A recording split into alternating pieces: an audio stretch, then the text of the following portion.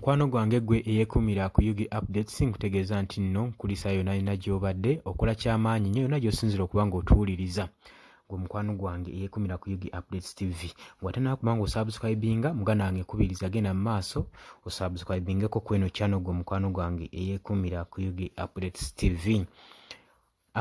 Omusango gwa Joel Ssenyonyi ne Dean Lubowa Ssaava gugenda kuddamu okutojjolwa era wenjogerera Dean Ssaava ebibi ebibi gwe mukwano gwange ali eyampuliriza yonna yonna gy'osinzira okuba ng'otuwuliriza. Jjukira emabegako awo twabawa embiranye okusikaŋŋana omugwo ogwali wakati wa Joel Ssenyonyi Leader of Opposition era nga mu ngeri y'emu era ye spokesperson wa National Unity Platform nga attunka n'omwami ono Dean Lubowa Ssaava eyali formamenti we gwe baakolanga naye ku NTV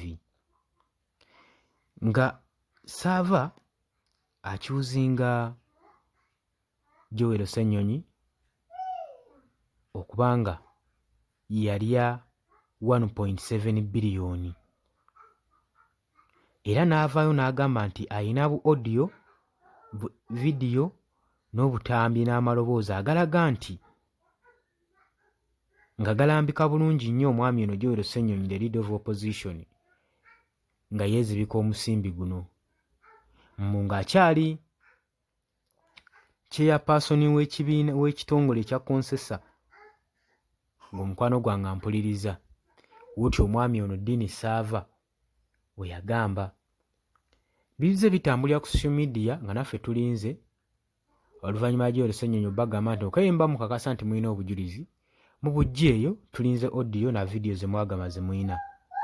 Ffenna tubadde nga abalindiridde results za HIV ebbanga lyonna lyonna nga tulindiridde okulaba obutambi buno ne bu video naye nga tebukubikako kya mulibaale.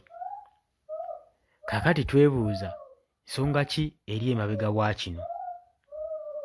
Wabula njijukira bulungi nnyo nga Leader of Opposition ono spokesperson wa National Unity Platform Robert Kyagulanyi Ssentamu yavaayo n'akola okulabula ng'alabula Dean Ssaava wa kamenti we ku NTV ng'amugamba nti nno ebyo byonsibako amatu g'embuzi okundiisa engo nti neezibika omusimbi gw'otamanyaako gw'otalina na bujulizi, n'amugamba amuwadde essaawa mbale okubanga awandiise apology ku media platforms yasinzirangako okuvaibinga n'okwonoona erinnya lye n'okulitattana awandiike apology oba si ekyo amutwale mu kkooti. Omwami ono n'agaana n'asigala ng'ayogera amajweteke n'asigala nga asiba ku Joel Ssenyonyi bye tuyita okumusibako amatu g'embuzi omuliisa engo kubanga obujulizi bwe twalindirira tetwabulaba. Kati baagenda maaso n'okuba nga bawala ennemba n'omusango guno Joel Ssenyonyi omusango n'agonalizinga balooya be n'asobola okuba nga agutwala mu kkooti oluvannyuma lwa Dean Ssaava okuvaayo okugaana okwetonda. Jjukira nti no Dean Ssaava yakozesanga advantage okuba nti munnamawulire n'okuba nga asinziira ku mukutu gwe ku akawunti ye ya Twitter ssaako ne TikTok. Okwo Joel Ssenyonyi kwagamba nti gwasinzira okuba nga ayina miliyoni z'abantu ezimugoberera kwe yasinziranga okwogera ebigambo bino nga Joel Ssenyonyi we yeezibika omusimbi gwa 1.7 biliyoni.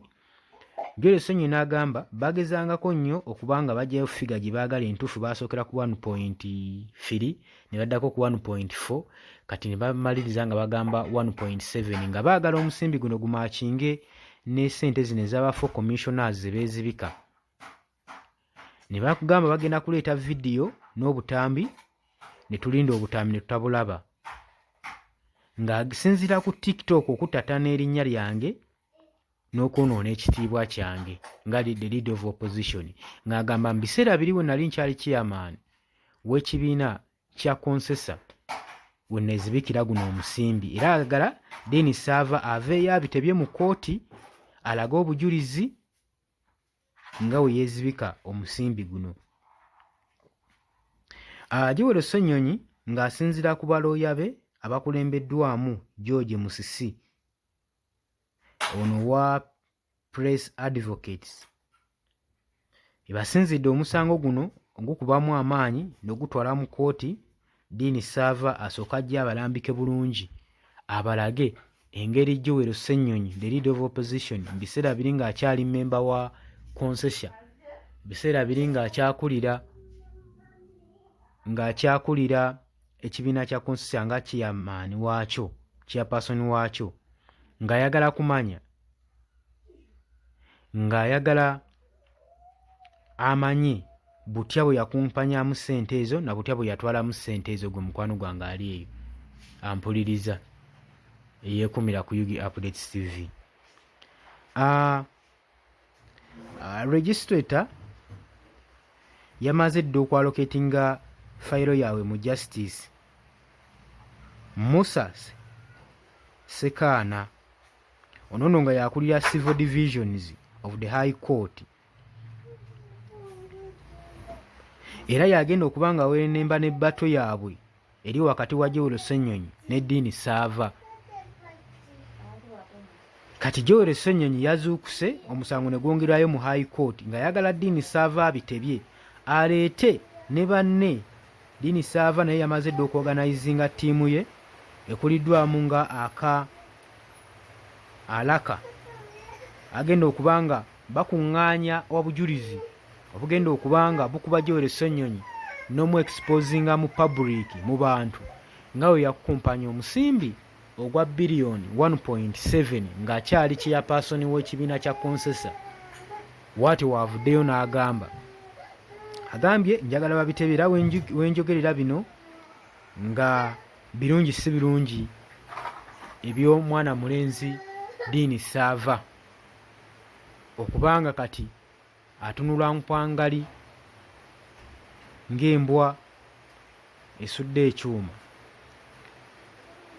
Embeera ya bunkenke gwe mukwano gwange oluvannyuma lwa Joel Ssenyonyi okuvaayo n'ayongera amaanyi mu musango guno n'agamba nti ayagala Dean Sava ne banne bakuŋŋaanye obujulizi obunnumika nti bandaba era balina n'obutambi nti nazibika omusimbi guno gwe mukwano gwange ali eyo ampuliriza. Kutegeeza gwe mukwano gwange yeekumira ku Yugi Updates TV atenaba kuba ng'osubscribinga genda maaso subscribinge ku eno channel, sharinga, likinga, commentinga. Nabagambye tugenda kuba nga tubaweereza paka tunaalaba nga embeera ezze mu nteeko. Wabula mbaagala nnyo mikwano gyange abali emitala w'amayanja Saudi Arabia, Qatar, Oman, Dubai, mwenamuna mwebale kwekumira ku Yugi Updates TV. Mbaagala nnyo.